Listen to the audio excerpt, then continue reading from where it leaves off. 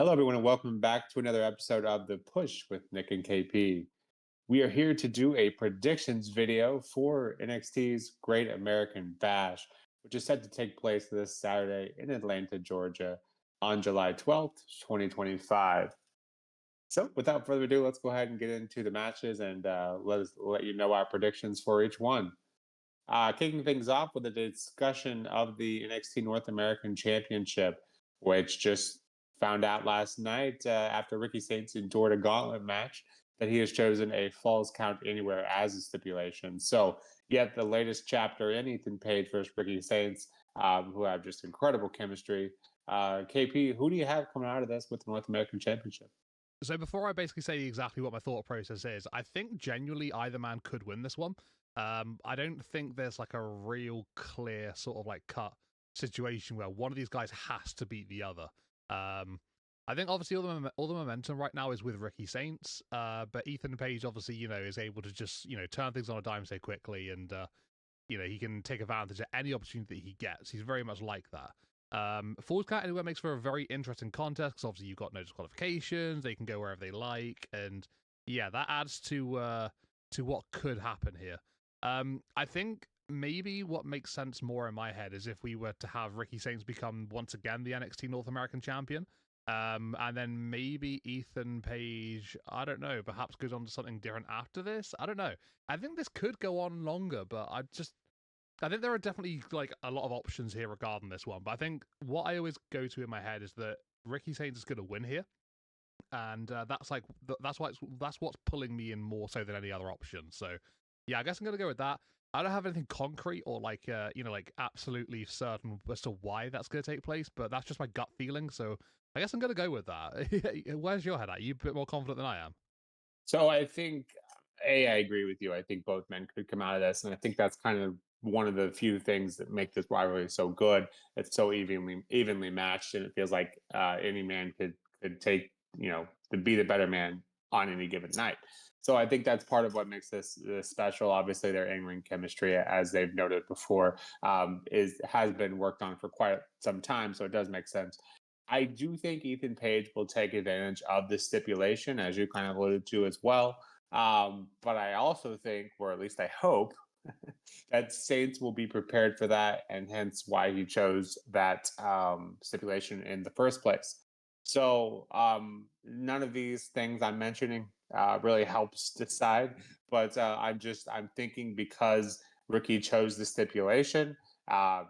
He's out for revenge ever since getting his injury from the chair from Ethan Page. So it just makes sense that with the stipulation that this would finally be his moment to overcome Ethan Page. As for Ethan Page's next moves, again, I think he's one of those guys that is 100% ready for main roster. But we'll wait and see and maybe talk more on that later. But yeah, I do think Ricky Saints. I think this is his time to finally make that comeback, so to speak, and get that title back. Because his last reign was a little short as well. And I think I've said this before as well. But Ethan Page just doesn't need a title. We have a tag team match, kind of setting up the match at Evolution between JC Jane and Jordan Grace. This particular match shows Blake Monroe and Jordan Grace going up against Fallon Henley and JC Jane. An interesting segment yesterday with Blake Monroe and Jordan Grace showing their conflicting personalities. I think that's safe to say. Entertaining nonetheless. I think there are a few things that are here are relatively obvious that aren't going to happen. But KP, who do you have coming out of here victorious? I think my mind's a bit clearer regarding this contest than the previous one. With Blake Monroe making her in-ring debut in WWE and NXT, I can't really see her losing her opening contest. So I'm going to go with Jordan Grace and Blake Monroe to get the victory here. I think Fallon will probably take the pinfall just purely for the fact that they'll keep JC taking 2 pins over the weekend because obviously we talk about Evolution and that match possibly as well. But yeah, I think that would probably be the the logical decision here. But I can see Jasmine Nix maybe getting involved, but I don't think it'll be enough. I think Blake and Jordan will find a way to win. And yeah, unfortunately, Fallon's taken the pin in this one. I would be pretty confident about. So yeah, what about you? Where's your head at? You agree with me?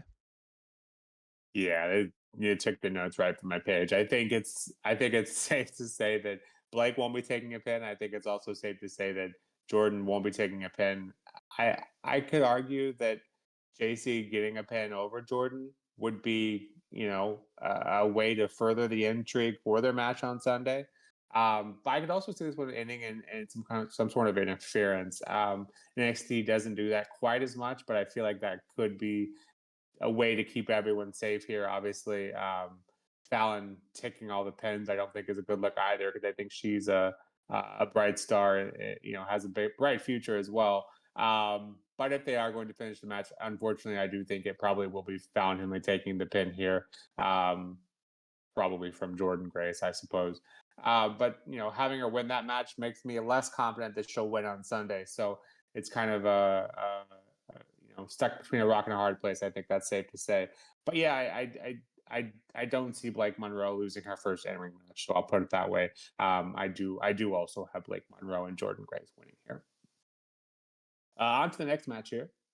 We have not a match, a contract signing. I had thought it was a match. I mentioned that on the last NXT recap. I, for some reason, maybe wishful thinking, thought this was the match we were getting between these three.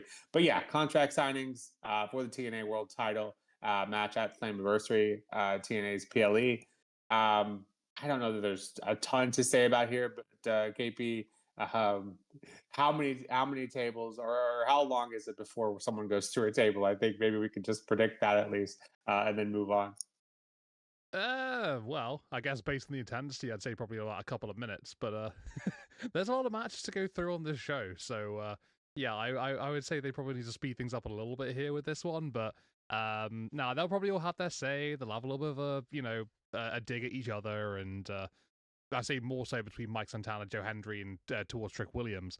But yeah, I think not really too much to add, but someone's going through a table, probably Trick Williams. But again, it is each man for themselves, so I guess you never know really what could happen. But yeah, should be quite interesting. Build that up a little bit more, and then yeah, just see the carnage unfold, I suppose. But yeah, don't really have an awful lot to say. I guess that's basically what I got to go with. It is interesting that they're having the contract signing on a PLE. It makes me think maybe something a little bigger will happen. Um, but yeah, we'll just wait and see. We'll react to it. We'll probably have a little more to say at that time. Moving on to the next match, we have for the NXT North American Championship on the women's side, we have Sol Ruka and Izzy Dave. KP, do you see Sol losing her title here?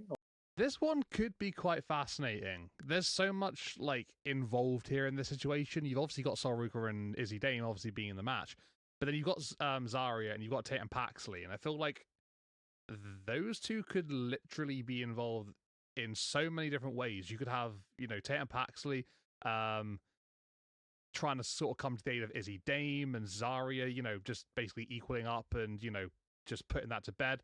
And then obviously it goes back to these two. You could have maybe Tatum Paxley, apologize to Sol and Zarya, and then, Izzy Dame is in on it, and that whole thing goes down. You could have maybe Zarya just, trying to effectively remove Tatum Paxley immediately from the situation. But accidentally getting involved and costing Sol Ruka. There are so many ways this could go, really, and I think based on those two on the outside, I think just on these two in the ring, I think Sol Ruka wins. I don't think there's really a debate about that. But yeah, because of the interesting members on the outside and how they can affect this one, I think that opens up a lot of possibilities. I'll go with a gut feeling again for this one, like I do with Ricky Saints and Ethan Page, and I'm going to go with Sol Ruka does retain, but I genuinely wouldn't be surprised if we see Izzy Dane win the title on Saturday. I really think it is a possibility. Like I said, it depends how the interactions go on the outside. But yeah, I'll say Sol, but I wouldn't be surprised. Yeah, I think this is one of the, at least for me, one of the harder matchups to decide because, Zarya is, it's inevitable that they're going to clash, right? It's just a matter of when. But they do have a tag match at Evolution. So having that kind of thing go down here, if that were to happen, I'm not sure that's the right call quite yet. And I don't feel like, at least in WWE standards, I don't feel like they've quite planted those seeds or done all that quite enough yet. But the calling, as I mentioned on the NXT recap, I felt like they were very much moving in the right direction and were clearly moving to a better spot. But they were unable to grab those NXT tag team championships. I feel like eventually to make that group worthwhile again, someone in the group needs to have gold. And I very much feel like Izzy Dane is kind of stepping into a more of a leadership role. So I'm kind of leaning towards Izzy Dane for this one. Whether it be playing on that dynamic between Tatum Paxley and that friendship, so to speak. Um, yeah, it just feels right. And so I am going to go with Izzy Dane here, and I think her winning I think just kind of makes sense. And then Sol Ruka and Zarya can focus on their I guess chemistry, especially if it doesn't go well the night after at Evolution. So that's my final answer. I'm going with Izzy Dane to become the new NXT North American champion. Moving on to the next match, we have Javon Evans and Jasper Troy. Jasper Troy has this what seemingly feels like a personal vendetta against Javon Evans. Anytime he sees him, now tries to take him out for a few weeks. But yeah, so this is made official last night. We are getting this match here at Great American Bash. Jasper Troy, second match, PLE match after not coming a bit short of against Obafemi. KP, who do you have coming out of this one? I think this is a pretty tough one in terms of both men really not needing a loss here. Yeah, I think you could argue that both men really would benefit massively from a victory here. I think maybe one would perhaps benefit more than the other with a win, and I would go with Jasper Troy. I just think that being thrown in with Obafemi in your first program, and taking losses against him, and then there hasn't really been a massive sort of amount of momentum with Jasper Troy. So I think this could be a really good way to kick things off for him. Being someone like Javon Evans, who's obviously been on NXT for a little while now, he's been sort of like working his way around the main event scene. I think this would be quite big for Jasper Troy to get that victory, and would make a statement for sure. So yeah, I'm going to go with Jasper Troy to win. I could see this going either way. I wouldn't be disappointed with any of these men winning here. Really, I think Javon winning would would do him the world of good as well. But yeah, I don't know. I think personally, Jasper just seems like the more sensible option for me right now, based on how these guys are going. But like I say, I wouldn't be against it. I wouldn't mind Javon winning, but I'll go with Jasper Troy. Yeah, I think obviously pitting Jasper against O before his first match clearly said big things in the future for him. And losing to him, I don't think anyone really batted an eye at. I think clearly, losing to the champion, no big deal. But then going up against Javon Evans, who clearly one of the bigger stars on the men's side, um, losing to him as well after coming in and the way he did, I think would very much kind of derail his momentum. So because of that, I do think Jasper Troy will win here. But yeah, Javon Evans taking a loss here. eh, I don't love that either, but I think Jasper Troy just is in need of that momentum a little more than him. Javon will be fine. That baby face tend to be able to take the loss more and be able to recover just fine. So yeah, I think Jasper Troy is the right decision here. Moving on to the next match, we have what likely would be the main event, and Obafemi and Yoshiki Inamura getting his opportunity here. KP, what are you thinking? Obafemi's reign in here at Great American Bash, or does he continue his reign? As much as it would be absolutely insane for Yoshiki Inamura to win the NXT Championship, I'd love that to happen. Um, no, I don't think so. I think Obafemi will retain here. Um, at the moment, I'm not really too sure where my head is at when it comes to Obafemi losing his NXT Championship, but I mean, Yoshiki is someone that I'm captivated by, like I said recently, a few times before. But no, I don't know. I'm not really on that mindset of Yoshiki becoming the NXT champion here. I think maybe him and Josh Briggs, will give it a really good go, and it'll probably be like a really intense sort of like finish to the contest. It'll be like a couple of close calls. But I think Obafemi will fight through and he'll eventually retain. I think it's going to take something really, really special for Obafemi to lose his NXT championship. and I don't really see that happening at the moment, especially in this contest. But I'm hoping for a really hard hitting match. Should be high energy. Should be um pretty brutal between both men. But yeah, should be quite the entertaining watch, and yeah, I'm looking forward to it for sure. But yeah, I'm gonna go there with Femi retaining.